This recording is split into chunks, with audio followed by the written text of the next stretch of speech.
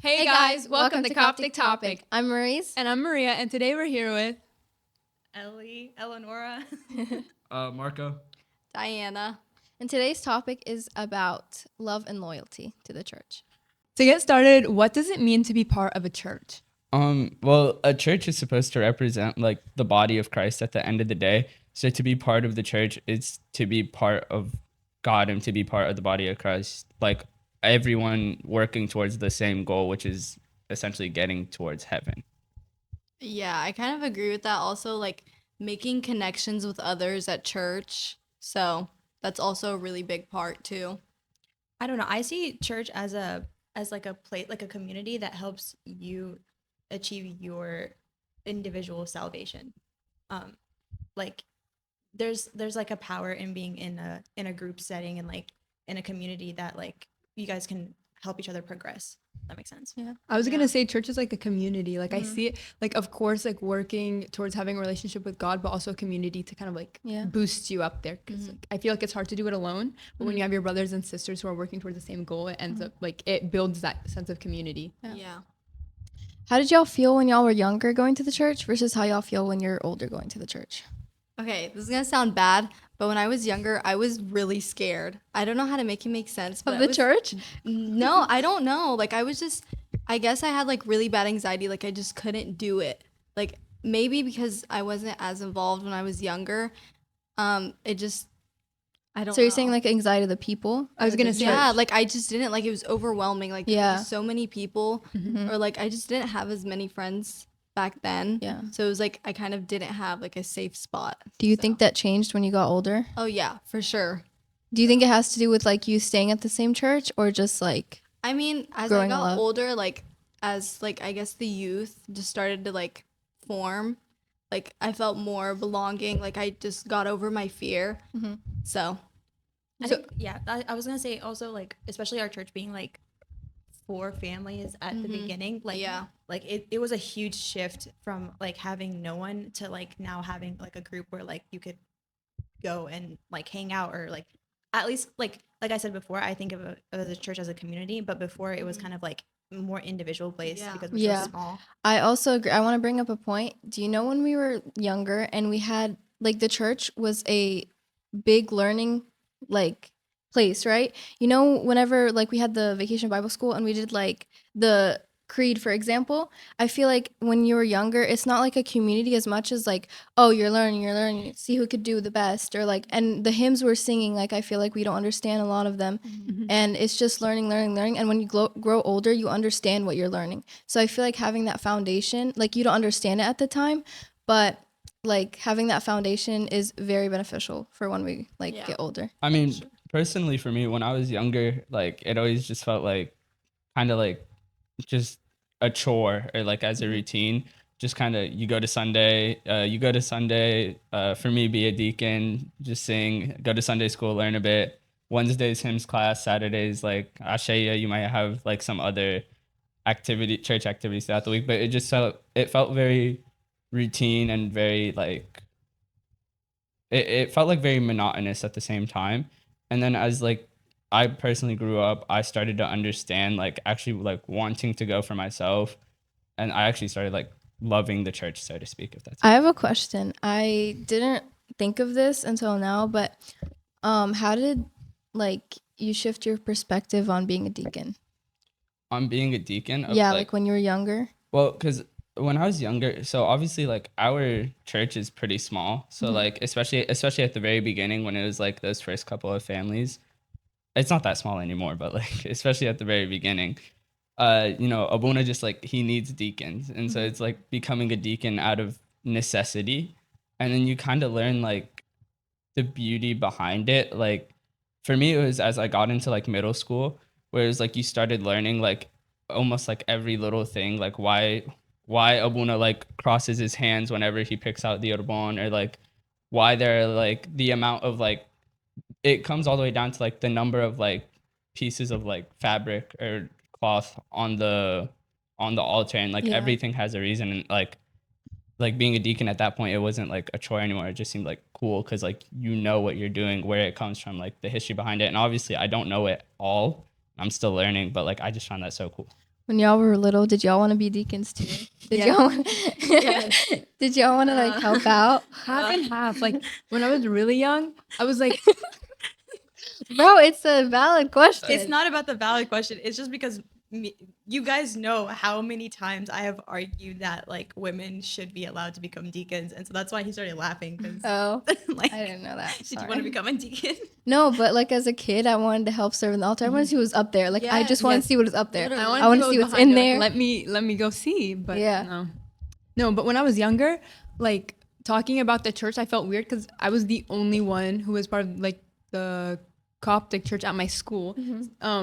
I didn't go to school with anyone from the church, so everybody would be like, "What do you mean Coptic Orthodox? Never heard of it, nothing." But now that I'm older, like I love telling people like, "Oh, I'm Coptic Orthodox," because like people are familiar with Orthodox. Guys, keep in mind I went to school with her, so you What? did? Me too. I in did the go to fourth school. grade. Okay, Right. okay. I'm talking about like really First young. grade, I was there with you. Well, I also feel like like at those younger ages of like elementary, middle school, we don't know what it means to be Coptic Orthodox Yeah. necessarily. And so, even like, know Sure. what Coptic meant. I didn't know what the cross meant until like so a year and a half ago or something yeah, like so that. you just end up kind of saying like, yeah, I'm Christian, Coptic Orthodox, Yeah. and then you just kind of can't And y'all, really like, elaborate. whenever y'all say it, people are like shocked. Like, what the heck is that? Yeah. Like, I have no idea what that is. Or when you tell them about saints, they're like, Mhm. saints? Yeah. Also, one big issue too was like the cross on like your wrist. I always had the most questions about it. I'd be like, how do your parents even? and let you people get for that? real, and Yes, it's like, oh, and did you? it'd be Is that so actually a rude and judgy tattoo? about it. I'm Or like, I'm sorry. yeah. But like I love it to now. Like do. it's something that I feel like distinguishes. we've Yeah. grown so much appreciation as we get older.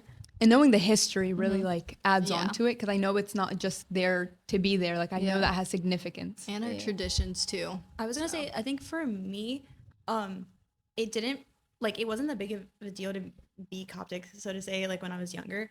I think the monumental moment for me was like when we in Egypt we were having like the revolution and everything, and then I was realizing that people are dying literally for this, Yeah. and like it being like such a huge cause. I was like, maybe I should care more about where I'm from and like what I am. So yeah, I think like also just seeing how our religion has shifted over the years and just like in our like day-to-day lives, not just something that I listened to in like the saint stories or like something that like I learned through history. It's like genuinely like I've grown to love it even more. And especially when I got into college and taking like a Coptic class and realizing that like there like is a whole academic world where like Coptic is such an important thing aside from like being religious, but like as Coptic like history and all of that, it has so much impact on like the academic world and religion as a whole. Mm-hmm. Like bouncing off of what you said, would that like be your favorite thing about the Coptic church because of the like the significance of Coptic? I think one of my favorite things is that the fact that we're never changing. Oh, I feel like I have a hard time with this microphone. I think we're just never like we don't change, and like it's also in like the stem of the word. Like we have like ortho meaning like literally straight. We don't ever change. Like that's the beauty of it, but slightly also upsetting at a certain extent because the world that we once had is not the same one that we live in now. Yeah. And so sometimes it's like as a like modern person, I want to see change, but I also realize that there is like importance in like beauty and like having that history and always continuing to keep that same history. So like it's that fight where like, do I really want to change? But I also don't want to change, but I do want to change. So it's I don't know. I feel like when I was younger, I didn't want to show it off as much, but now it's like all I want to do is like, oh, I'm Coptic Orthodox. Like I'm Coptic Orthodox. Make sure people know, you know. But do you think that that's because you found a love for it through the church or just in general, just because like you spiritually like on the side?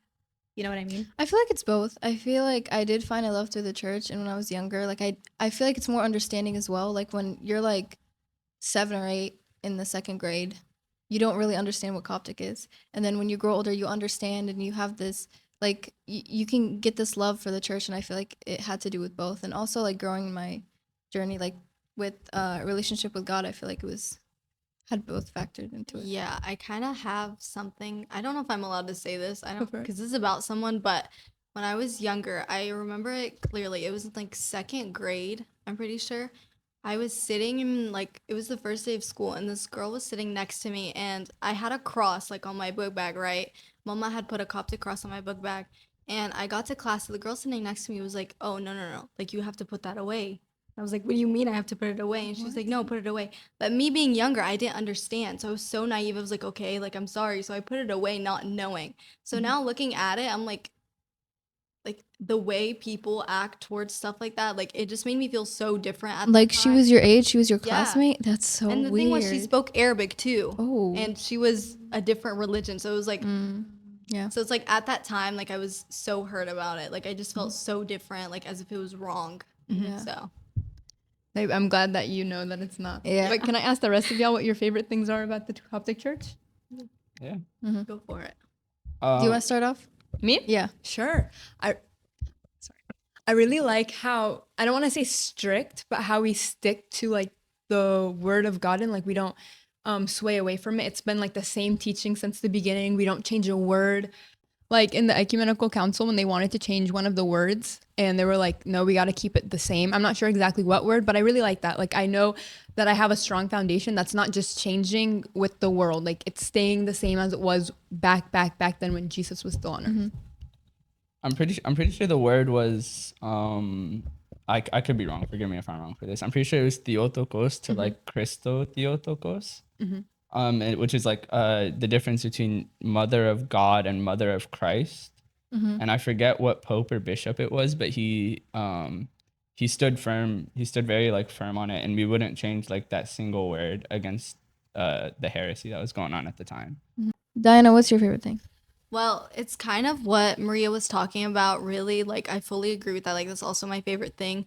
One of my also favorite things is, like, I guess traditions, which is, like, with, like, Easter, Christmas. Like, I feel like it's so much more different than other, like, denominations. So it's, like, I feel like Yeah, I feel like Makes with it, other like- denominations, it's like I don't know. and, like, the for week sure. leading to Easter. Yeah, I that's what I was love it. literally gonna Oh say. my I was gonna gosh. say with other denominations, I'm not sure, of course, but I feel like it's not as big That's as like event. Like yeah. we prepare for it so much more. Like Holy Week, that's a whole week Yeah. where we're preparing for Easter. So- So, but like the way we do it, I know Holy okay, Week is a thing. That's I think. So, yeah. other Yeah, denominations. no, but like I feel like it's like what 8 hours on Good Friday or something. Us Yeah. preparing for That's what I was gonna say. I really like the really yeah, long so it's, like, prayers. Yeah. it's like really cool that Yeah. we can say like, oh, we do this and this and that. yeah, Marco. For me, it was like what first started me and like drew me closer to the church. It was like the sense of community and like in our church especially, I feel like it goes more than community sometimes, and it's like sense of family with like other people within the church. And that's what like drew me in. And then later on, as you get older, like personally, I started understanding more, I started learning more. Yeah. And then eventually it went from like being like learning more in Sunday school to like wanting to learn more in my own time, and then just like essentially being proud of who we are as Copts. I think, yeah. I think for me, I had an aha moment. I was sitting in my like high school philosophy IB class or whatever. And at that point I had like actually hated going to church. I was like at a point where every single time I asked a question, no one could answer it. And it was a whole thing, right? Later to find out, not even later to find out, I knew this, but I think I was just kind of angry. But like no one has answers, and that's the point, that no one has these answers. But I was sitting through my class, and like the way that the class was structured, you just like split it up. There was like philosophy of religion and then the philosophy of technology and all that stuff. So this semester, it was like the very first semester, and it was about philosophy of religion. And I would sit and I would listen to all these like theories about the creation or God's characteristics or all of these things. And I got to a point where like I started like defending, and I was like, wait, if I'm like so angry and I don't believe in this and that, like why am I so like angry about what he's saying up there and like all these different theories, and like obviously this doesn't make sense and that doesn't make sense, and I'm like here sitting nitpicking. And then there was this one point where my teacher was like, and there's like a lot of religions who believe like, we were talking about symbolism, and we talked about how the body and blood of Christ is just a symbol. And And I was like, whoa, wait, no. It's not just as simple. It's like, it's actually like the body and blood of Christ. And he was like, he chuckled at me. And I like remember the chuckle very like distinctly. And I looked at him and I was like, no, like that's what we believe. And it's kind of disrespectful that you laughed at that. And he turned red. I remember like plainly like how red he turned. And he was like, okay, I'm so sorry. Like, I shouldn't have said that. Like, some people do believe that that's like actually what it is.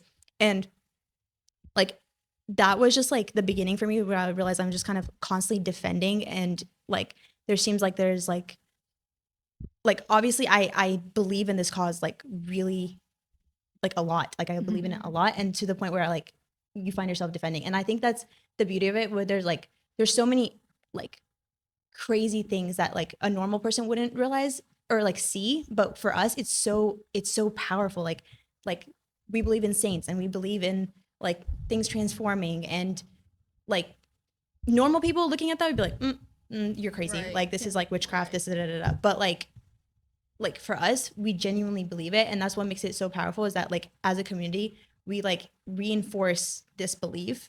And like there might be moments of hesitation and doubt, but at the end of the day there's still like we as a community like work together to kind of reinforce it. So At the same time, once you get over those moments of hesitation and doubt, your faith essentially becomes stronger. Because like every hesitation, every doubt, it usually comes from it like at least for me, like every single hesitation or doubt that I've had, it's usually came from a place of just like not knowing. And then once you learn why you have that hesitation or doubt, or like how to overcome it, or where it comes from, or why it's this way or whatever, then your faith and your belief becomes so much stronger than it was before. I think Yeah. that's also, that's a really good point about like knowledge. I think that we always think that the church is where you need to go for all your information, but I do think that like a part of learning is like accountability for yourself. And if you're not going out there to learn on your own, then like you will never learn. And it's not the church's job to like, or at least this is my opinion, I don't think the church's job is to sit there and tell you like this is what you need to believe, this is what you have to know. Like, I think that accountability on yourself and like going out and learning, and it like I said, I learned most of what I believe now from a philosophy class about religion. It hadn't like I would go to church every Sunday, I like read the Bible, was like did all those things, but personally I just did not find myself like learning as much as I did when I sat there and I was like sitting there defending, and I was like, oh wait, but I have a lot of this knowledge that I believe in, and there's obviously like something that I am fighting against, which I know. So you mean like you had all this knowledge and your philosophy class like made you realize like you knew all this stuff? Yeah. Okay. Or it kind of confirmed it for me. Like, you know, it's like I was told to believe this, okay? But at the end of the day, like you telling me doesn't mean that I believe it. Yeah. And me sitting there like having to defend it, because this entire time I genuinely thought, I was like, okay, this is just part of religion. Like I have to do this, I have to do that, like I have to believe all these things. But at the end of the day, like when I was sitting there and I was like, even though that thought was in the back of my head and I was sitting there defending, I was like, maybe I do believe some of this stuff, or maybe I believe a lot of this actually, and I'm like, obviously because I'm sitting here defending it. Yeah. Okay, that makes sense. But Yeah. but at the same time, like I feel like you can't disregard the church as like such an amazing source of knowledge at the same time, because especially with our religion and the way it is, like a lot of books, a lot of websites, like a lot of knowledge about our religion is written in Arabic, and me personally, I can't read Arabic. So like the church in the sense of finding like your own individual beliefs, yeah, you can go to the church or you can go somewhere else, but in terms of like finding knowledge about the church or learning about the church, I feel like the best place to go is the church, if that makes sense. I mean, you could always go to the Bible, but off of the church thing, it also kind of pushes you to learn. It also kind of pushes you to learn things, because during the liturgy when they read the Synaxarium, I probably wouldn't go on my own time and read the Synaxarium, but while I'm in church, I'm not saying forces me, but it allows me to have an opportunity to learn something while I'm at church in the liturgy. So even if I don't stay for Sunday school, I usually do, but like, let's say I need to go somewhere, like I'm at least learning something, because like the liturgy is a liturgy, and it's like most of the time like the same thing, but like the Bible, when we read the gospel, when we read from the Catholic Epistle, Acts, all of that stuff, it allows you to learn while you're still there. So it's still like a learning opportunity. It's not like I think the church is a really good source, like you were saying, but so does the Bible and so does the Synaxarium. So it's not just the church. Like you have to get it from all angles. I think that you have to do you do have to have a basis at the church, but at the end of the day, like if that thought process that goes through your head and you're like developing that does happen on your own time, and it, like I don't know, like I could read something in the Bible and like I don't understand it. Yeah, I go outside and I live that moment, and then I'm like, oh wait, that's what it meant. So I feel like there's like a dualism where you're like you have to have, it's a process, not just like one. Yeah, I get what you're saying now. Yeah, I was trying to add on earlier, like about school. Like, I feel like school confused me so much, like with my belief, because they would say one thing and it'd be like, okay, wait, what am I? Like, you know what I mean? So it's like, I doubt it. And I'm like, okay, wait. But then I go to church and like, usually with lessons or like, I guess God will like give me a sign like later that day to show me like whatever is like happening, like, or whatever I was just learning about, like, just doesn't make any sense. Like, one of them is we came from gorillas. Evolved from gorillas. No, because I was told to it in bio. I remember it clearly. And Evolution. Yes, it was the gorillas, and I'm pretty sure one of them was we came from, like, fish or, like, cells in the water. Yeah. So it's, like, it just doesn't And make it any did sense. contradict when you were little. Yeah, so, like, Sorry, this is a little off topic, but adding on to what you were saying, I don't understand why evolution's allowed to be taught in school, but nothing from the Bible is allowed. Yes. Like, I understand there's religion and everything, but like people have opinions on evolution, the Big Bang, religion. So I feel like it should not be completely taken out. But if you're gonna teach one, you should teach everything. But you do No. realize But that there's, it's like, something freedom called of a religion. theory. Huh? Evolution is a theory. Okay. The Big Bang is a theory. So if I were to put religion in that category, then I would have to say it's a theory. And then if you put That was a really good answer. no, and then if you end up putting one religion, then you have to add all the other. I was gonna religions. say That'll take- it should include all, but like at a young age, you shouldn't be throwing that on kids. But Like, you can't pick and choose at the same time. I know, but I'm saying that's what I was saying earlier. Like if you're gonna teach little kids that, like younger kids, because like I learned it maybe in the 5th grade. I don't know, like 5th grade was it when you had like that big, or maybe it was 8th grade. I'm not sure, but regardless, you're still at that age where you're not really sure like where am I at in my religion. I don't think you should be like fed into this like evolution thing, which I'm not saying like only for Christians. This is for every religion and every like not really like everybody should decide if they want to learn about it or not.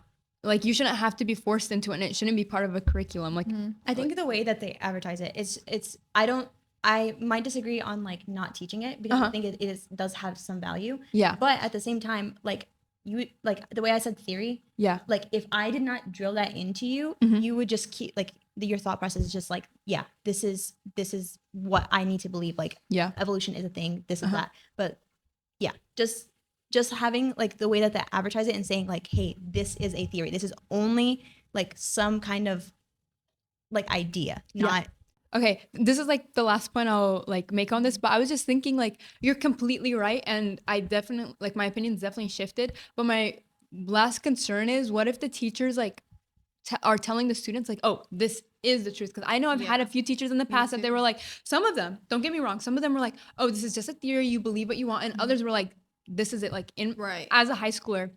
And my sometimes AP they don't clarify, so it's like they leaving the make child it- lost. Yeah, like As they a make high it so school- believing. As a high schooler in my AP biology class, I already know I'm like mature enough. I already know what I should be believing and so forth. But like the fact they were like, my teacher, don't get me wrong, loved my teacher. He was a great teacher, but he was telling us like, this is what happened. This like, you know, and it kind of like, it makes people think, which is okay. Like it's okay to get people thinking and figure out like what they should believe and stuff. But I feel like it also would ruin someone's walk with God, because if they're really just starting and they're getting thrown all these theories, they're like, let me back up, and they'll start like degressing in their walk with God. So I just don't understand why it like must be taught. I don't think it's necessary to be part of a curriculum, but at the same time, going into AP biology, like you knew it was coming, but like back for the little kids, I don't understand why it has to be part of your curriculum. Like they should be given the opportunity to learn about that. Like they were taught like about like maturing and puberty, all that stuff. It was an optional outside class. I feel like this should be part of it. Like, what makes it Mine different? was not optional. It wasn't. Ours For was us, it was optional, yeah. optional. Like, Ours you was could sign optional. off and all of that. But Maybe like they I feel like okay,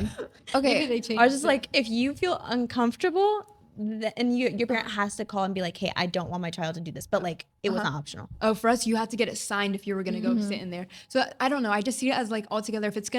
If one thing's gonna be a little awkward, like puberty and stuff, I don't understand why the rest of it. Shouldn't be okay, put in I that want to same say something. category.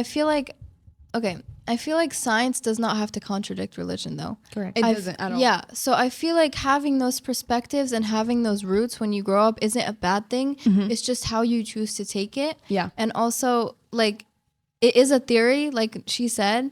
So if you're telling like the Big Bang Theory, Yeah. like we had a youth meeting. Do you remember the youth meeting that was like, what if God used the Big Bang Theory to Yeah. like Yeah. you know, like Yeah. what's the word? Like it's to- like the to- same. yeah, I Yeah. know what you're saying. Yeah. But the- yeah, but I'm saying like if you have because science is a big thing. Like there's science that is proven. There's theories. I mean, there's theories that are proven and there's theories that are not.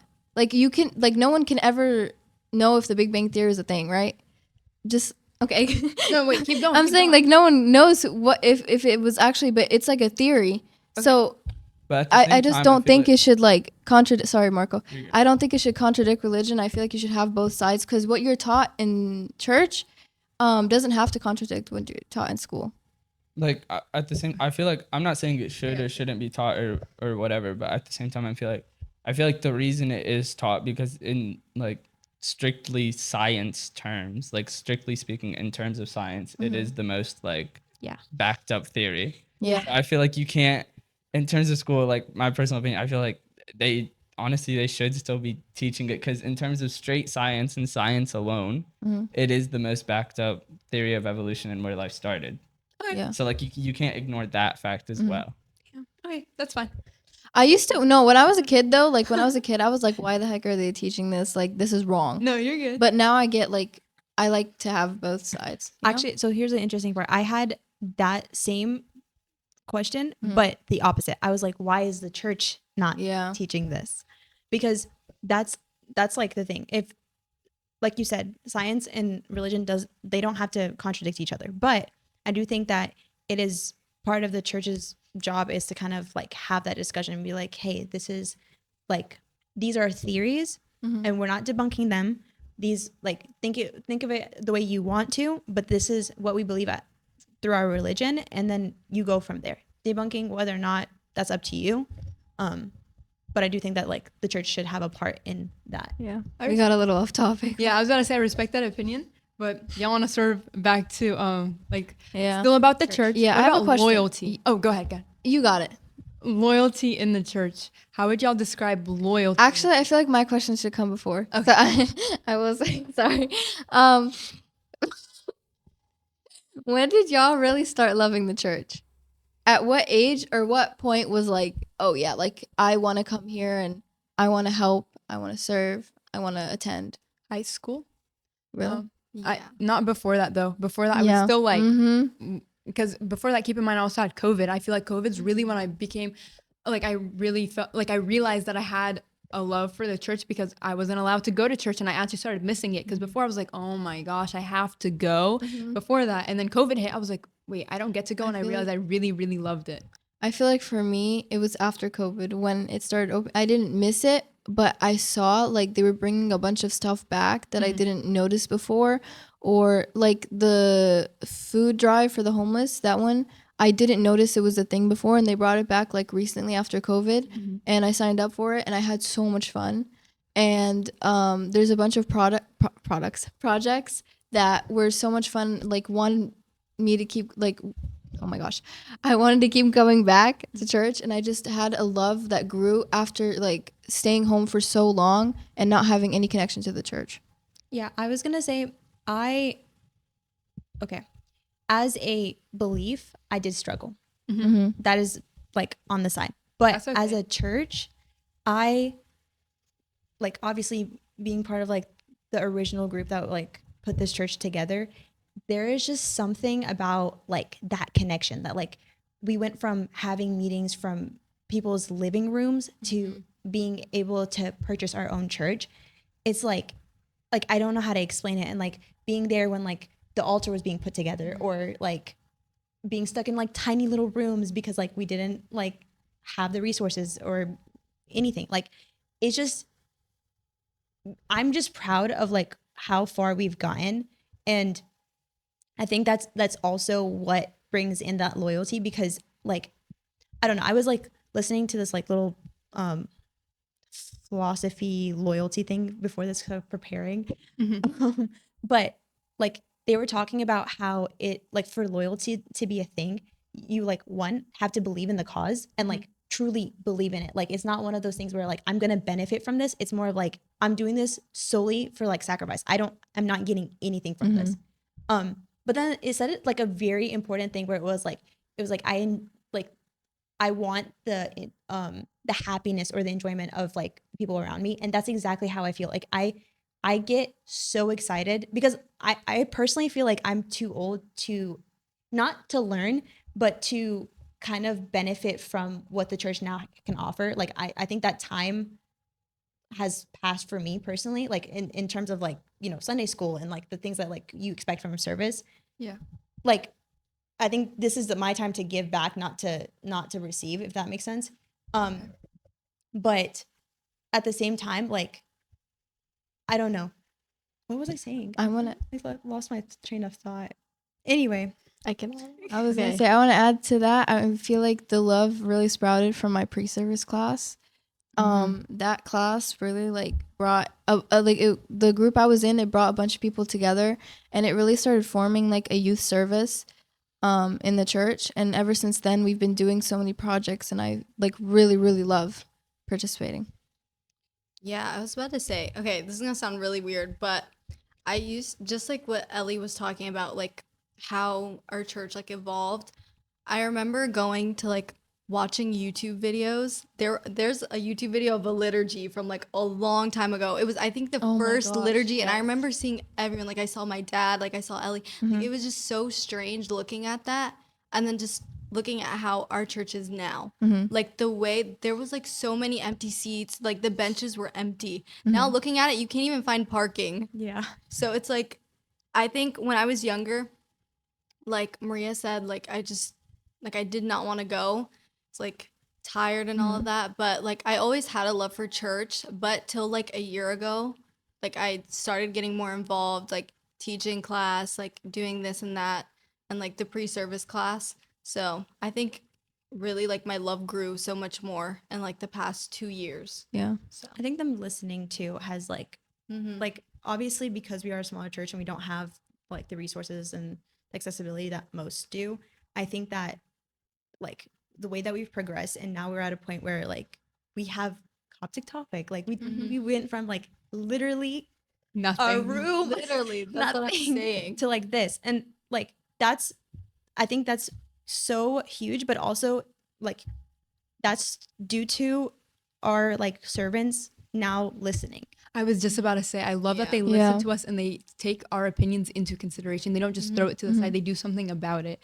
And it's like, it's nice to know that they're genuinely there for us and not for their own benefit. Yeah. I was gonna say also Interested. your you talked about that, the giving thing. Like you remember like we The homeless shelter. Yeah. Yeah.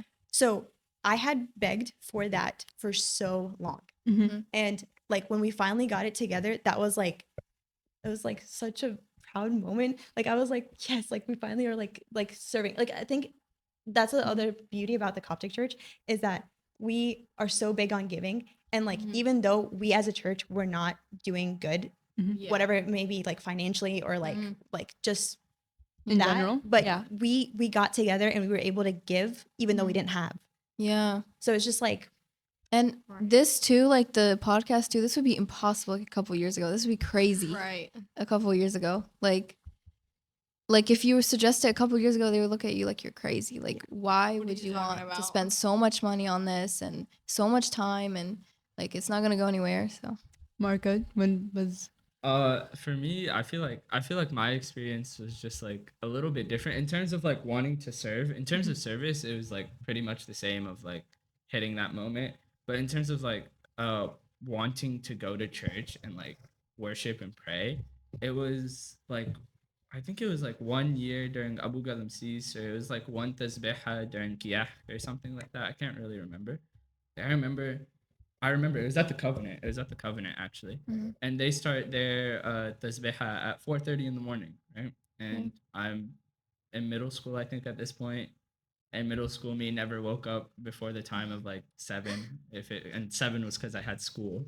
But I remember 4:30. I just had this weird feeling where it was like, just set your Apple Watch. Don't even like tell your parents you're gonna go. Set your Apple Watch to vibrate. Wake up at 4:30. Just go. I remember that first hour. It was like horrible. I was so tired. Like I was like I was gonna probably sleep. And like I wasn't a deacon at all during like throughout all of the Tasbihah or through the liturgy. I wasn't a deacon. I was just sitting like in the back, right? And like after the second or third canticle, like I don't know what happened. Like, and it's very like a vivid memory to be honest. But it was like all the tiredness just kind of like went away, and like I actually like I felt like true like fulfillment when I was praying. And it was like after that, like just like not chasing the feeling again, but like just almost experiencing, hoping to like experience that every single time you go to church, because like that was the most like fulfilled I felt when I like prayed, and I felt like I truly prayed from my heart, like for the first time in my life. And it didn't like at that point it was no longer like the chore I was talking about, and I wasn't even like a deacon at that point. It was just like true love and true fulfillment, and then just going on from there, and then keep on going to the church and like experiencing that again and again and again. So like that's what I felt. That was the moment where I kind of like felt it, like really felt it. I have a question. It might be a really hot question, but do y'all Hot? like a hot like Oh, take okay. hot take question? Do y'all think it's okay to serve in a different church? Wait, don't start on me. Okay. No, it doesn't have to be on I you. Just don't- whoever wants to okay, answer. I'm not too sure. Honestly, like I'm not too sure, but I wouldn't. Like I personally wouldn't. Are you talking about like same Coptic Orthodox Yeah, church? yeah. Oh, No, like okay, say there's I thought we were our talking about, like, location. different- No, Can, no, can no. we shape the question? A Yeah, little bit? our location, like this is your church, right? Didn't cut out like what I just did a second ago. So I don't know. So I don't No, that is not gonna cut. Please don't cut that. I'll make a TikTok. I'll see and edit it, guys. Anyway, Focus. okay, like our location is used like you've served this church for a hot minute, right? Say you go to a location like a couple hours away, right? That is a different Coptic Orthodox church. Is it okay to serve that church? Okay. I feel personally, I think it's okay. It depends to an extent. Mhm. Okay. I There think you go. maybe like, okay, once like you're missing the church, but you can't like maybe out of circumstances come back over here. I think maybe like once, like what, a few months Mhm. or twice, but like every time, I don't think so. I- I wouldn't. Do I it. was just about to say, like, I think everyone should serve based off of their circumstances, right? So like if you have the ability to come back every weekend, obviously there's no church that will be like home, like this home church. This church will always be my home. If anyone ever asks me, I'll always say I'm from St. Philopatir Mercurius. Trademark, please. I'll always say I'm from St. Philopatir and Archangel Michael Church in Winston-Salem. I'll always say that. But in terms of service has become for me, it's become such an important part of my life. And obviously you can serve in like little ways when you're afar, but like you can't serve the same way that you serve when you're here. And if you're depending on your circumstances, whether you're in college, obviously you're going to come back and visit and you serve your church whenever you visit. But I don't think there's something wrong I don't think there's anything wrong with serving while you're there to help out another church while still loving this one just as much as you did before.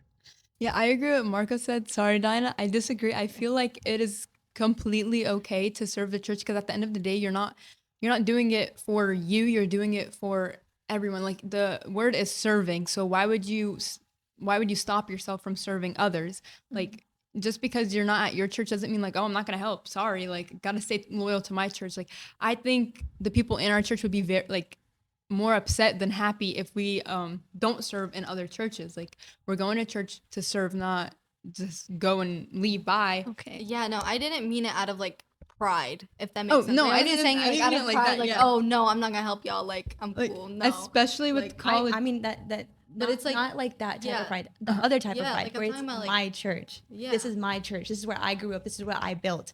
Like, right. okay, you said a great point. You can serve in many ways, even though you're not where you are. Yeah. Okay. So I'm a lot of people who they used to go to church in Egypt and come here. They still send money to the churches that they grew up in.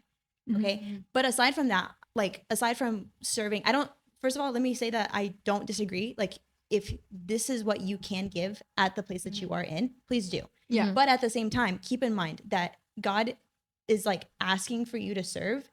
If you are needed somewhere else, which mainly like I'm gonna dog on our church. Our church does not have the resources that it needs. Okay.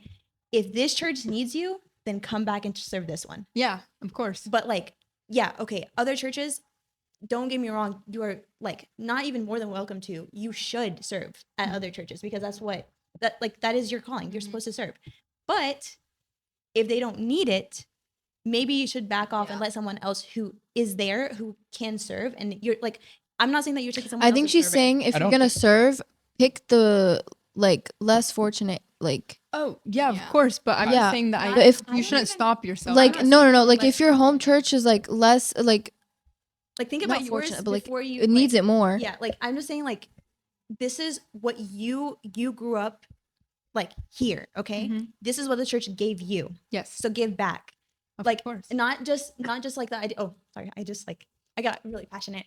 I just think that like there, even though you say that it is not a pride thing, like to a certain extent, I think people do take it in a prideful way.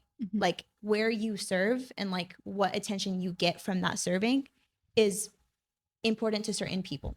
And at the end of the day, like I can't change those people, but especially when your church needs it, like I don't see why we need to be very prideful. There are a lot of servants in other churches that can take over.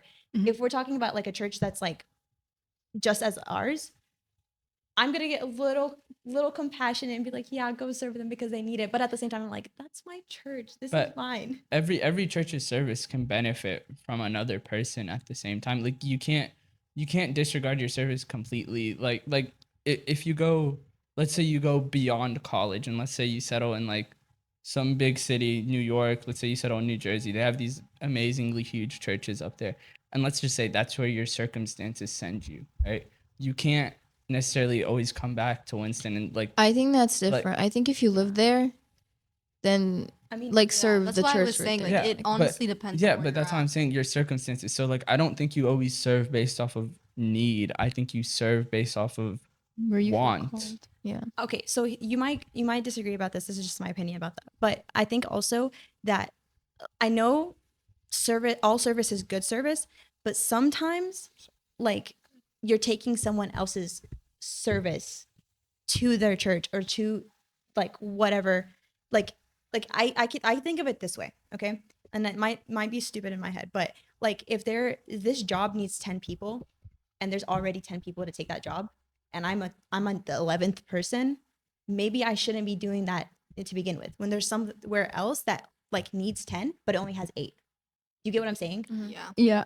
What do you think if like say you go to a less fortunate church and like very little people, do you think it's okay to serve them before serving your home? I don't like that it's okay. Like Yeah, you don't that- need that's what I'm permission. saying. Yeah, but like is it Fine. you know what I'm Like, saying? Like, yeah. I don't know. understand, I the get loyalty- like loyalty. Yeah, yeah, like, yeah. I think that it is like I said, I'm not trying to say that service should be by need based, but what I'm trying to say is like sometimes like at least loyalty as a principle, like you have loyalty for something because you love it. Like I think that like for example in a relationship, you're not loyal to a person because you have to be loyal. You're loyal to that person because you love that person. So in that same manner, I see the church as the same thing. I look at the church as in like I'm loyal to this church because I love this church. So like it's not that anything is inherently wrong in serving another church, but maybe it just the principle, like how loyal do you feel towards your own church and how much love do you give your own church? Yeah, no, like I think- yeah, go ahead, sorry. completely. Sorry, you're good. You- Go.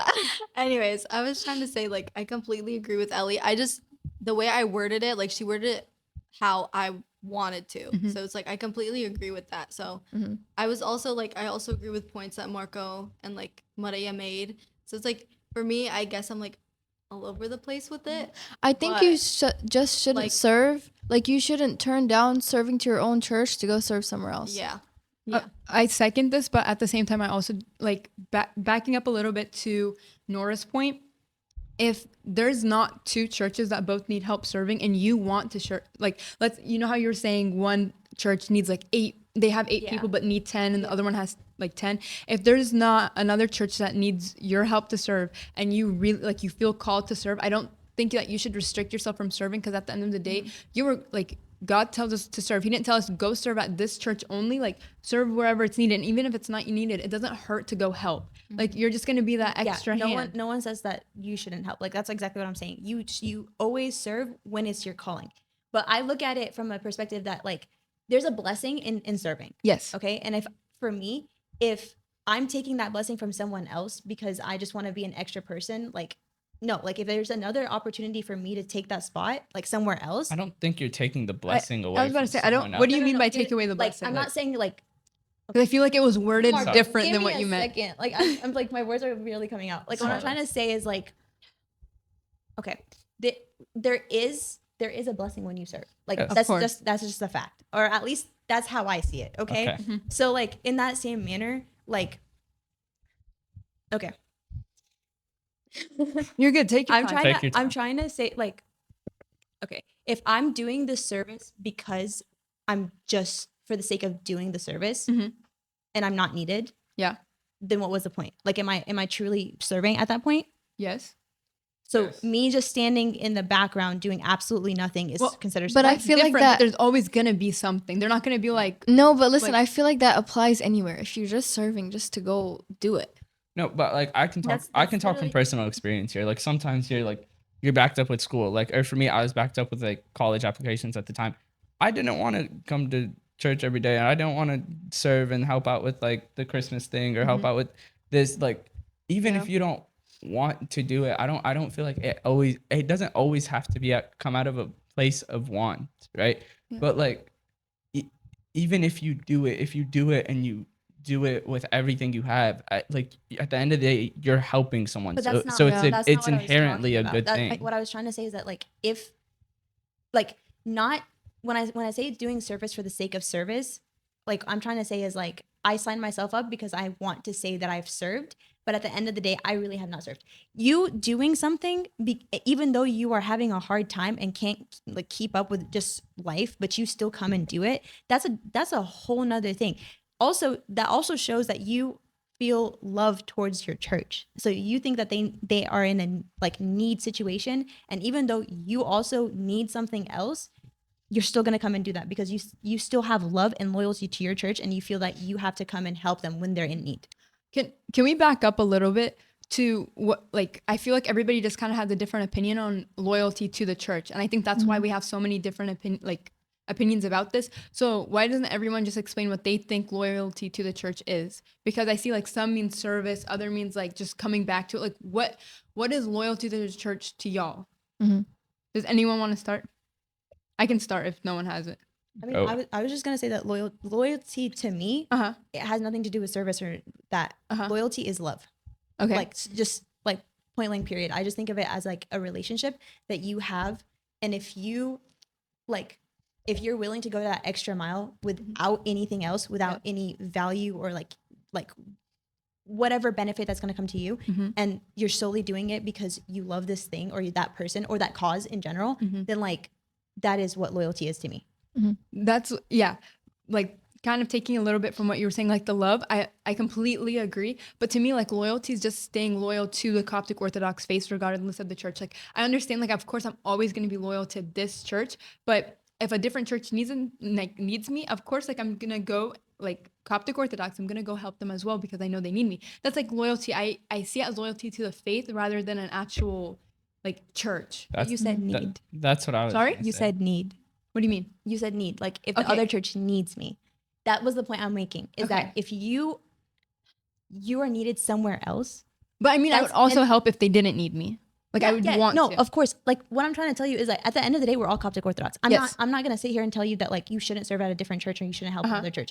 But when your church needs you, Yes. that's where you need to be. Okay. It doesn't I matter. agree. It doesn't matter if like the location, the whatever it is. And also like just need does not also just mean service. It means anything, like whatever it may be. Mhm. So yeah, I just, cause you said like exactly what I was talking about, the need thing, where like, I don't want to say that it's a need based thing, but at the same time, if like I said, there's 8, there's 10. Why do I need to put myself in that situation when my church needs me? Like I need to be that 9th person. But some churches need 10 and others need 100 for the same problem. Like, you see what I'm saying? Like, and if you're like upscaling. Okay, so let me ask churches, you a question though. If I were to give you like the option of being that 10th person at one place or being the 100th person on a different place, which one would you pick? I would serve where I can serve best at. That like at the It depends on the project. like at the end of the day, like churches within True. I like that point, Mare. Yeah. churches within North Carolina are like 2 hours apart from each other. Like most of them are. And like at the end of the day, like you can't always like drive back or you can't always like do this to your home church. So you serve where you can serve best at. And like you can help both churches out at the same time. But I don't think it's a pick and choose. Sorry, let me change the hypothetical a little bit more. Let me say that you have the capability of going to either. You do have the time, you do have the resources, and let's just literally the easiest thing, just picking between the 10th person and the 100th person. And I do understand the whole like project thing. Yeah. But at the same time, I don't look at it this way. I look at it like there's 10 people here that could serve and there's 100 people here that could serve. I think what Maria is trying to say is that like you have skills that could be used like Like your better God gives somewhere you that, else. Like you Yeah. have a gift from God, use it to that's just how I see it. Like of course your opinion's completely right as well. Like it's just an opinion. My opinion's simply that I was given a gift for something and I might not be as strong in something else. So like the one where they need 10 people, so obviously the needs more. If it's something that I know that I'm literally not going to be able to help with because I just don't have that skill, then obviously I won't do that. So if it's like, let's say I'm good with little kids, but I'm not very good with little kids. And let's say in something else, like acts of service, like literal service. And let's say I'm really good at service and that's the one where they need 100 people. I would go do the service one just because I know that I can bring more to the table. While the one with the kids, I feel like I would be taking away from them when someone else has that like gift that would do a lot better in that position. But then again, I see at Nora's point, Me they do too. have 100 people. Me too. So Yeah, so I think that like is, I don't know. I don't want to say that's naive to think that like you would like, you just say that you're going to be the 100th person, but I feel like you would still be the 10th person.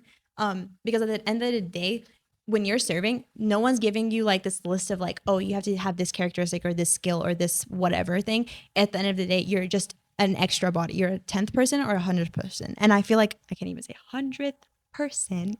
But at the end of the day, like it doesn't matter. You're just a body. And that's literally what service is. Like if I can see her point. Yeah. I think that it's important to have those skills and those characteristics because they do help you at the end of the day. Those qualities do help when you're serving. But at the end of the day, serving is just serving. You are a body that is like in this huge, and that's also like what a church is. Like you are like part of this huge body as a community that like is supposed to help. So I don't know. I think that like it's hard to believe that majority of people would pick being the 100th person instead of being the 10th person. Even if like your skill isn't the best in the project that has the 9, you can say it's like painting the church or something. You can pour paint, man. Like you can do something. I feel like just because at the end of the day, they do have 100 people. Like that is a lot of service, you know? But But it also depends on the project, I feel like. I feel like it's really hard to just kind of pinpoint.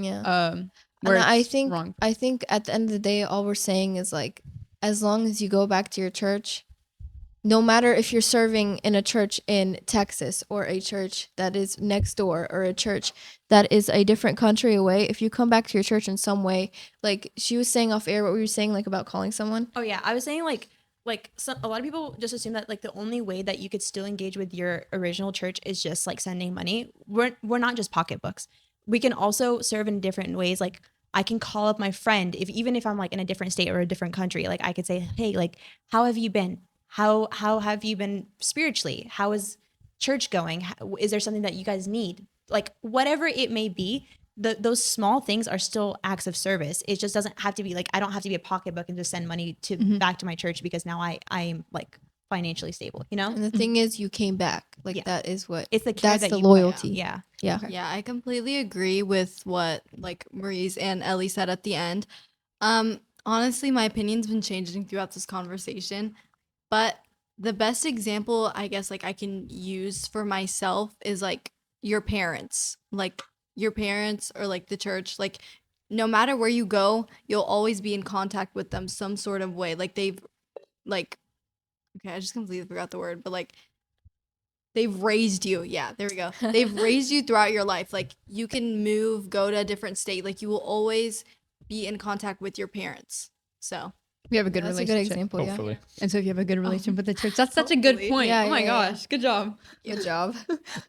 guys, Can I also like say that I think also just the simple like word loyalty is Sit down. it's a principle. Like I don't know. It's hard for me because I feel like I'm extremely loyal to my church and like I don't like this is genuinely no diss. Like I think that you should serve anywhere that you can serve. Of course. But I just maybe because this church has given me so much and I like to me like I don't know how to explain it, but I do feel very extremely loyal to this church and like maybe it's a bad thing for me to say this, but like when I see that like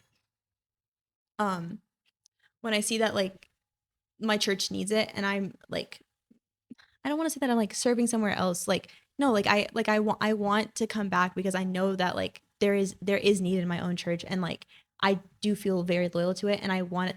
Like I don't know. I feel like when you're with your friends, especially too, you have an expectation for them. You have these like bars where like if I'm your close friend, I expect you to be loyal to me. And Yes. I like and also okay, this is so bad, but this is like a really weird example. Like if I have a best friend, I don't want that best friend to be talking to someone else and be like, that's my best friend. I feel like that's a normal like feeling that you have. And so the same way with me with the church is like, that's my church. Like I don't want to like go somewhere else and be like, no, that's my church. Like, no. Okay, so I at that point I just think it's like a difference of like not necessarily right and wrong, but like of perspective. So like you see it as more loyalty to the people and to the physical place. Like personally, I see it more of a loyalty to the faith in general, as Moreo was saying previously.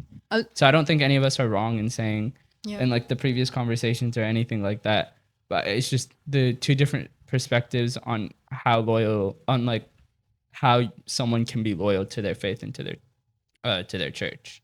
I was gonna say I think our opinions like diverge because some people like literally like you were saying were one of the first people part of the church. So like the way the church grew is like super important to you because you saw it at its lowest and now you see it at its highest and you feel like you have like this strong relationship with the church and the people in the church because you quite literally grew up with the church. You watched it grow. So you have this perspective on the church where you like see it as very important and like very close to your heart. So your opinion is completely valid. But if someone is like new to the church or like maybe this isn't my church, which is also completely fine. Like even if it like if they had just come from Egypt or something and this is the first church that they came to and they don't feel that sense of community and they don't feel like this is their church, then they might go to a different church. And that's when I see that it's like, okay, like you need to find where you belong, where it's going to help your relationship with God at the end of the day. So I think that's that's the only reason that we just have different opinions because you're just so close to the church and like the growth of it. Yeah.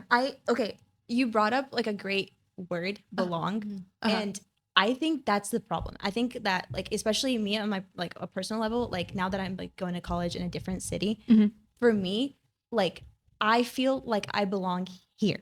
Yes. Even though location wise and like accessibility wise, I have so many other options that I can go to. And I like, obviously it would make more sense for me to go there. Of course. But at the end of the day, I feel like I belong here. And like,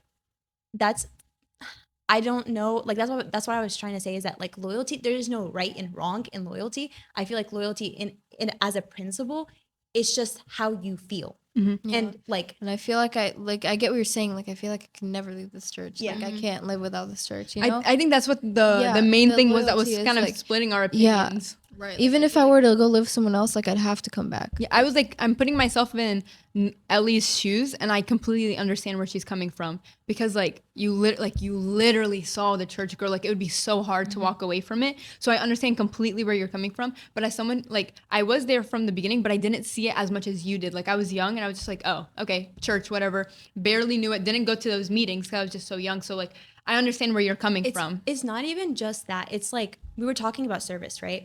Like I watched my mom like all these different parents getting together and paying what little they already had. Keep in mind we were like fresh off the boat. Like we literally just got here. And like all of them are spending their hard-earned money that they barely can make to put this church together. And then like I just like have like these memories where like we like rented out like a basement of another like church. Like we were not even allowed into their space. We had to rent out like basements. And Matter like of fact, gyms too. yeah, like it was like things that like you would not think of as a typical church, but that was our church. And at the end of the day, like we came together to put that together. And like I have memories of like my mom making like koshari at home and packaging it and then coming to the basement church and like selling it there just so we can make a small profit, a really, really small profit For the church. And it's like if like looking at those memories and like looking how much people have sacrificed to get where we are right now,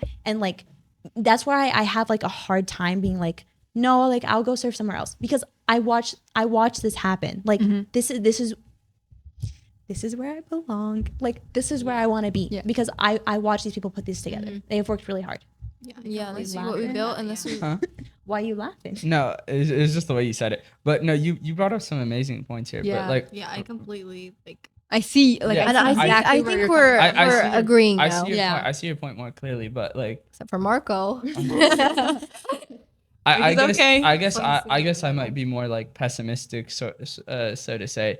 But I think in a perfect world, I would stay at this church, watch it grow, and do all this. But like at the end of the day, like the way I see it is like life hits. Yeah. It does. People like you have to move sometimes for your job, whether it may be, or whether you're getting married and like your spouse can't find a job here, so you have to go to them.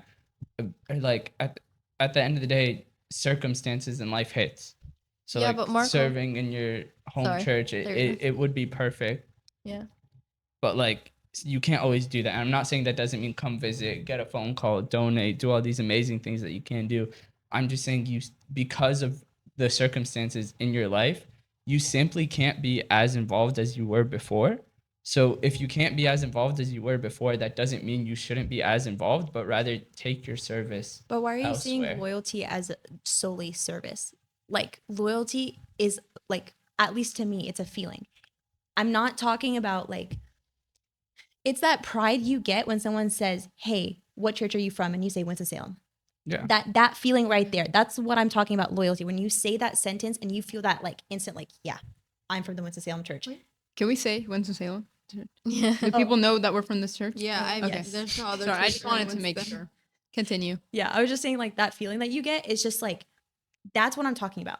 Loyalty can come in like a lot of different shapes and forms. Like it does not have to solely be service for it to be considered loyalty to your church. I'm just using service as an example because I think it's like the most applicable way in the scenario of you're talking about Yeah. loyalty. Because how do you show your loyalty and your love for the church? You show it through service. Like, Yeah. So that's the only reason I'm using it as an example. Obviously, like your feelings and your emotions, they're completely and 100% valid.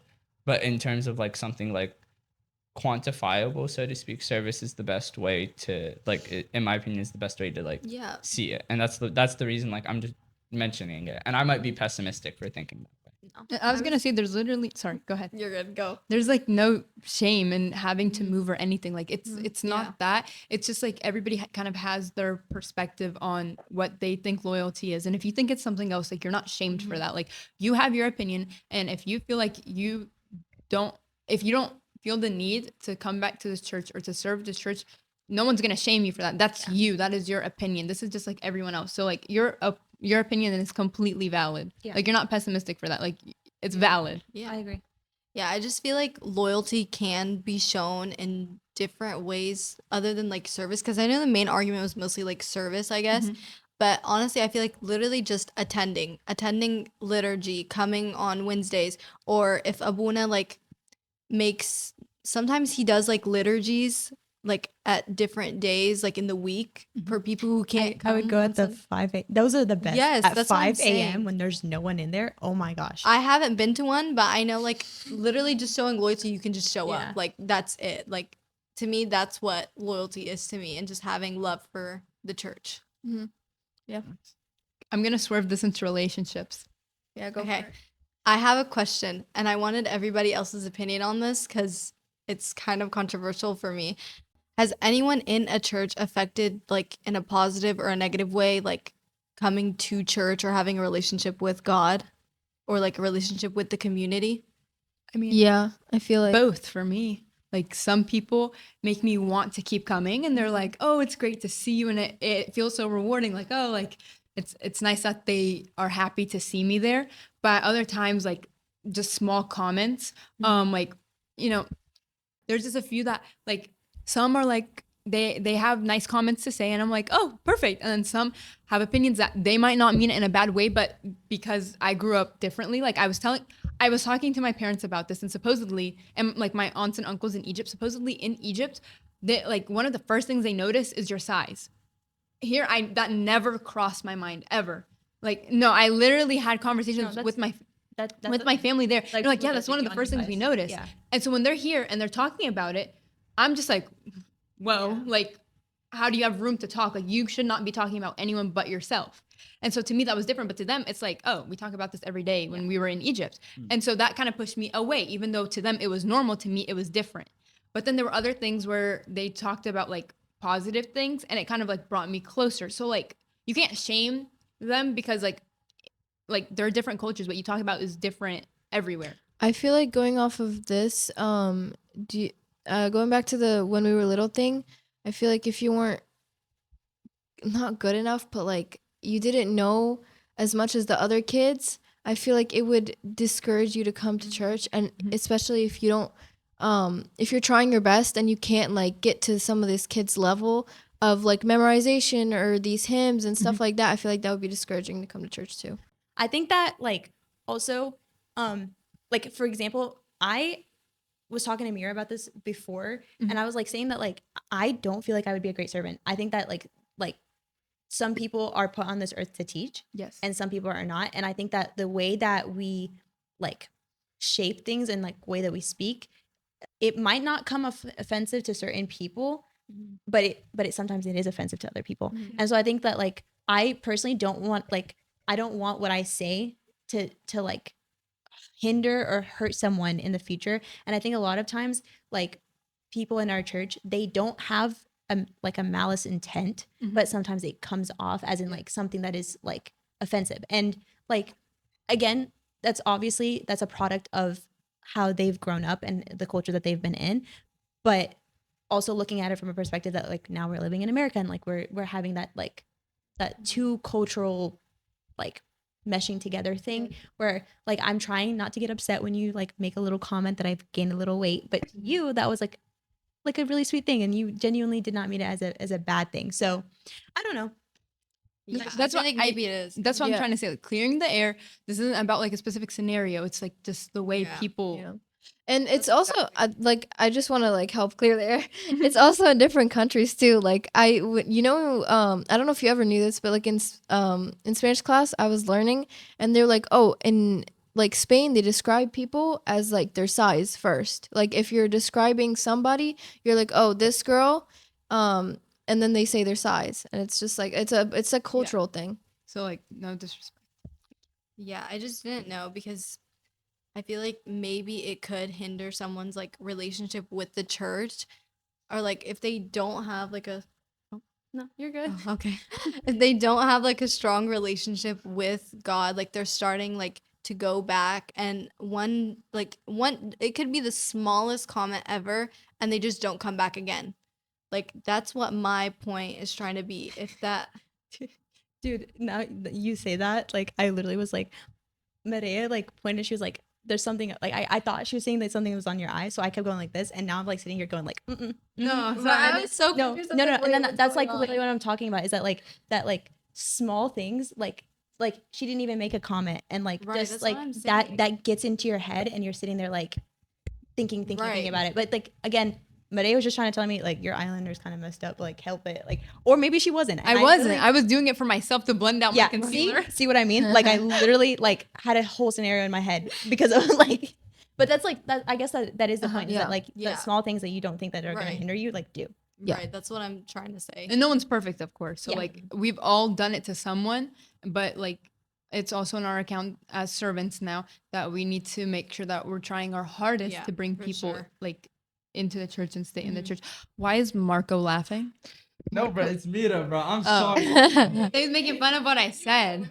I feel like also positive, like say you're on your phone during liturgy, a servant comes up to you and is like, hey, like cut that out. Like I feel like that's also a really positive impact because it'd be self-improvement for myself. Like I would learn now from like to respect and just put it away the next time. So I feel like that it also comes with like positive impacts. Like Or the like take your With it. shoes off for the Yeah. altar, or Like it teaches you. It's not like when bad. you're yeah, like praying, it's not always wear a negative. veil. Yeah, or like even if it's not like a specific impact or a specific scenario on it, I feel like the simple relationships that you make with people, like sometimes they help you come to church, like when you may not necessarily feel motivated to, or you may have other things on. Like those relationships, those positive ones are what help you throughout like your spiritual journey, especially when you're having trouble, whether it be with like Abuna or the servants or whoever like you seek guidance from, or simply just like your friends within the church that'll help you like keep going even when other like extenuating circumstances are happening in your life. I was literally just about to say that. Like the best part of like not obviously aside from the spiritual part, like growing and like feeling connected to God after like going to church. But I love coming to church and then seeing you guys' beautiful faces and like us having like a group. Just let me tell you, I gloat about the fact that we have a church like group that like is, I wouldn't say perfect, but like It's so supportive. Yes. It is so Which- supportive. is like the hardest thing to find Mm-hmm. throughout your day. But like I don't know, I just kind of like I talk about you guys all the time at school, and yeah, I know, like how genuinely, funny I am. yeah. But like just genuinely, it's just because like even when like time gets like really hard, like you're getting all busy at school and stuff, like, and especially because I don't go to a school that like a bunch of you guys are going to, or like you guys were in high school, so I can't like say anything. But like that's like that was like the hardest thing, and like also just going through tough times by myself, and I don't have anyone to talk to. I just like hop on my phone, yo, Mira, hey, what are you doing? Cameraman. Like even if I don't want to have to like complain to her about whatever the problem is, I just like text her and just be like, what's up? Just kind of like that connection, and like, and knowing that like it's why are you throwing shade right now? I'm serious. Bro, keep Like, talking. No, you're good. You're good. Yeah, like, but I'm just like genuine. Like also I find so much comfort in you guys. Like I just like that's Yeah. some of y'all. Let me say some of y'all. Who? Whoa. What are you trying to Marco. say? Marco's been like What are you trying to say? but no, like that's just genuinely, and like knowing that like I like come to church and I have that support system and like that grew from just like simply being like in a place where like we're supposed to be like praising and stuff like that, and like still being able to build those relationships. Like it's so nice knowing that. And like also I have a hard time waking up and getting to church, like and getting myself motivated. But like sometimes when like someone's like, hey, are you coming to church today? I'm like, maybe, like I'll come. Like since you asked me to go to church, like I'll come. Yeah, this is one of the first years where I've gone to the Nahda this many times. Before I'm just like, no, like I'm Maybe okay. I once a don't. week. Or, Yeah, like Yeah, but- one time a week, like literally once. But this year, because like everybody's kind of helping each other, like we have our little group chat and everybody's like, hey, are y'all going to the Nahda? And everybody's like, Yeah, yes, everybody's yes, like, yes, yes, yes. Even if no one was planning, even if no one was gonna say, can you stop staring at me? Bro, y'all need to keep talking, bro. If no one was planning on actually going, that one person saying yes is encouraging everyone else to say yes, and it makes me so excited to come. I'm not saying that I'm only coming for my friends, of course not, but it makes me want to Motivates you. come and know that like let's say I mess up a hymn, like, no, I'm not scared. No one's like, oh my gosh, I'm not scared. Oh my God. I'm not scared. Everyone's going to judge me because I know I'm with my friends and they're going to just like, Bro. come back. I'm not scared that y'all are gonna laugh when I mess up. Like literally the other day, they had switched from English to Arabic. I can't read Arabic. And I started singing in English, and like Mira looks over at me and she kind of gives me like a small little smile. I feel like y'all are genuinely there. Like we're genuinely there for God, and like of course we're looking at each other like, oh haha, you messed the hymn up. Like that's so funny. Like But we'll we're forget not, in like yeah, 3 we're not seconds. making It's not fun like, of yeah. each other. Before, when I'd go alone, I'd be scared to sing because I'm scared like they're gonna laugh at me, or if I say the wrong hymn, or if I'm like doing the wrong hazit while I'm like saying or singing a hymn with the deacons, and like everybody stares at me. Like that's just like so nerve wracking for me. I hate when I wanna everybody's add- like looking at me. Yeah. I So want to around add me, to I that. feel I feel comfortable. like sorry. You're good. I feel like I've gotten so much comfortable in the church because of y'all. Like just standing in service and showing up. Before I'd be scared I'd get judged, like you said. But Yeah. I've gotten so much more comfortable and built the community. And I feel so comfortable around the community we have in the high school Sunday school. And it's always just like a bunch of fun, like coming to church. And yeah. And I like what Nora said about like the group, Mhm. that she can always come back to it. I fully agree with that. Like I feel like our group, I don't want to say drama free, but like we just don't like, I don't want to say that we don't have drama because like of course like every group has drama, but I feel like so safe in this group. Like I don't feel like at any moment someone's gonna go out and be like, tell every single one of my secrets. Like I feel so safe around them, and I feel like I would not have gotten that opportunity except through church. And that brings me back, that's like a big part that's going to bring me back to my loyalty in the church, knowing that I have this community that I can trust and I feel like very connected to, is one of like the main things keeping me loyal to my church, because I didn't see the church grow as much as Nora did, but I saw our relationship grow, and I feel like that's like one of the most important things to me on keeping me loyal to the I mean, it grows every single day. So you have seen it grow. You've seen Exactly. it grow through this podcast. You've seen it grow in the liturgy, and how Diana was saying you can't even find parking anymore. I know you remember, like you could Yeah. find parking easily. Yeah, but like this But, is like like, the strongest thing for me. Yeah. Gotta cross Yeah. the street. I gotta fight for my life every time.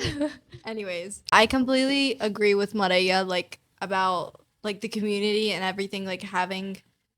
Okay, now I'm losing track, but like whoever was talking about like going back to that specific group, I feel like with this group, it's made me want to do more, like do more in the church, do more service. Like it encourages me to do that. Like I feel like y'all are like my little family. Like, like I have like a love for each person in the group. So Yeah. so it like motivates me. I was gonna say that like we have so much drama. We have a lot of drama, but the thing is like it's the way that we handle our drama, and I think that like that It's because we genuinely have a care for everybody. exactly. I think it's the care for everybody. I think we're also trying to walk on the same path together. That's one of the biggest parts of it, and like that's like finding true friends who want to walk on the same path as you. It's very difficult to do, but within like a church setting or within our group especially, like it's a lot easier to walk a godly path. I think also what helps is being a small group. Yeah. Because I feel like our like your individual being pops out more because we are smaller. Like we all have different characters, and like bringing back to your 100th person, 10th or mine, I guess, but like the way that you were describing it, like that skill level, I think that in terms of service, it might not matter that too much because you, at the end of the day, you're still a body. But like in terms of like our group, there are certain skill levels that, or certain things that like we have better qualities in that help the group like shape the way that it is, and which also ties back to how we like progress in our spiritual world and like the church. Like I think that like kindness that we seek in each other and like the way that we treat each other, it like helps us just spiritually, like the way that we like act as a person on our day-to-day life. So like I don't know, like I get what you're saying. We have that sense of like mercy and humbleness and exactly caring, like just Big to, thanks to God. forgiveness. Yeah, Jesus taught us, yeah. Forgiveness, like it's such a big thing. Like you guys are gonna all feel this when you go to college, but there you are literally an individual. You are by yourself. You like don't get that feeling of community just as much. Like you will make friends, don't get me wrong, you're gonna have a great time, but at the same time, that feeling where like someone has my back, it doesn't feel like that as much as it feels like that here.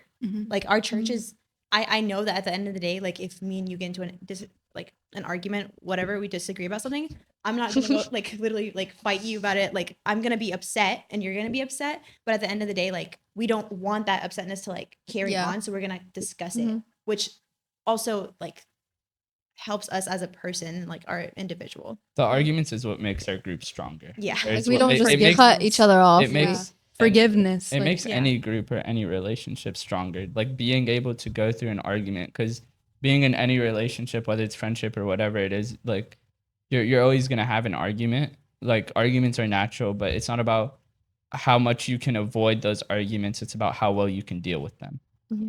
And to me,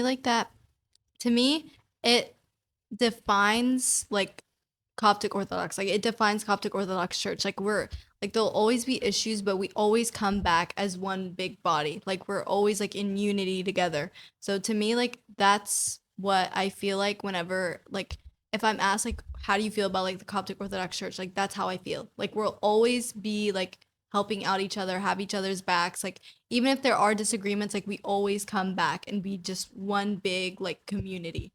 So I feel like we swerved way off the topic of I love. don't think so. We're, Really? Yeah, we love the church because of our group. yeah. We're loyal to the Okay. church because of our group. I just was wanna also make sure gonna we're say not that going too like a far. lot of our arguments and all of our disagreements, like I'm not gonna say all, but like a lot of it has to do with like how we serve the church. I think yeah. we like as a group, I think the majority of our like but like that's literally what happens is like we all want what's the best for the church, but we all do it in a like we want it in a different way, or we see it better in a different way. And like at the end of the day, it's because we love this church and we feel loyal to this church that we have these disagreements because we want the best For the church. Yeah. And I feel like that's very comforting. Like the fact that our arguments are over what's best for the church just shows that sense of community to the like in the church. Like I don't know how much better it can get, honestly. Yeah. And also like how we were taught growing up, forgiveness and like forgiving each other when someone says sorry. I feel like since we were all like taught that at such a young age and we all know the same like teaching because we grew up in the exact same church, I feel like it really adds on to it because like we don't struggle with the forgiveness too much. Like if it takes us a little while to forgive one another, it's not like it's better than completely cutting each other off until we forgive each other. Like it's really nice that we have these teachings in our life through this church. I think it's also because of like the intent that we do things. So like obviously when you're trying to forgive, I feel like things that you like that really hurt are the ones that like were done with malice intent. Yes. But when we just do things that hurt each other by accident, or like we don't even notice that we're doing it in that way. And so that when we forgive, it's really easy because or at least it's easy for me to forgive you guys because it's like whatever we're arguing about, it's like something that I know that you did not want to do to hurt me. I don't think anyone's ever meant to hurt someone, you know? Yeah. Well, no, I'm In the group. In the group, yeah. Yeah. I would say in the world, that's like it's a common thing. So that's what I was saying. Like it's once you like, I feel like the church sometimes is protective. It's like secure and like you like I'm shielded. Right when I exit that, like all the things like I can't speak the way that I like the opinions that I have and the way that I like confidently say it because I know that like even though if we might disagree about whatever like opinion or disagreement, at least once I've learned or like have educated myself, like I have you guys to like say like maybe it should be this way or maybe it should be that way, but like outside it's not taken that way. And like I know that people are listening here, but like who's to say that outside of here someone's like listening? And that's why I feel very like secure. Like I can say my opinion and not worry that like you guys are gonna like judge me or like I don't know. It's just like it's just so protected here. Yeah. And I feel like that was a great example of earlier when we were disagreeing about the service thing, the way we started at like literally 5 different points and then we like Came brought together. it together. Like I don't oh my gosh, I can't like give a better example of how like our community is so strong. Like our church is small, sure, but our community is so strong. And once again, that brings us back to like that's what's really keeping us here. like Yeah. knowing that we have each other, knowing that we have the church, and it's not even just like a friend group. Like literally everyone in the church is like so close. Like we are close with our servants, and I feel like that's really important. Like I like wanting to go to Sunday school. Like before growing up, I was like, oh my gosh, Sunday school, like that's such a chore. But then like I started to like get close to the servants who were teaching me, and it was like it like opened my eyes, a whole new perspective. Like, no, this isn't like school where you're kind of like forced into it, and they don't really force you into Sunday school. Well, they're like, It's oh, you should go, you should go. recommended. But then you start like liking, like genuinely liking it because you're liking the people in the class, you're liking the servants, and you kind of know everyone. And so I don't know, it really like it brought me much closer to the church. Like Yeah. I feel like I've been saying the same point, but I just want to show the importance of it. No. Like that's genuinely Yeah, that's so important. yeah, that's basically what I meant by the like Coptic Orthodox Church, like just feeling secure in your community, like just feeling a part of it, like being a piece or like a missing piece to something. I was thinking about when you're saying earlier that like people like just in general, not even just our group in the church. I think that a lot of times that negative impact, like what we were talking about earlier, is that it comes from everyone wanting to benefit, like or like help this church benefit the most, and then sometimes it's not done in the right way, or like you maybe like you have a good intention, but it doesn't come off that way, and so like instead of it helping, it negatively impacts. Yeah. So I was just thinking about like how you're right, like our entire church, even the way like the way that they do it might not help, but with their intention at first was genuinely to help this church and make it better. Thank you guys so much for tuning in. And thank you, Ellie, Marco, and Diana for joining us today. Thank you for having us. We're on all social media. We're on TikTok, YouTube, Spotify, and Instagram. We are CTP. Have a blessed day. If you haven't already heard, we are selling Coptic Topic t-shirts. Limited stock. If you're interested in one, DM us on Instagram.